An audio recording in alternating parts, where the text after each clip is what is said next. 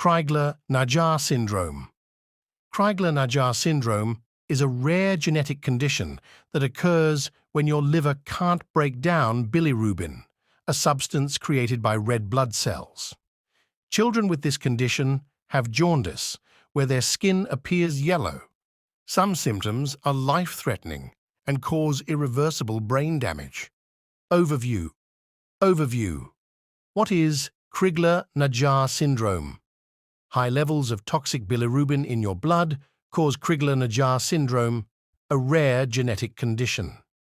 Bilirubin is a substance that forms when red blood cells reach the end of their lifespan. Your liver breaks down bilirubin from a toxic substance to a non-toxic substance.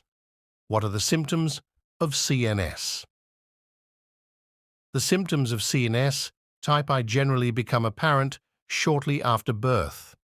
Affected infants develop severe jaundice, a yellowing of the skin, mucous membranes, and whites of the eyes. These symptoms persist after the first 3 weeks of life. Thank you for watching. For more, visit Nursing Lectures with I.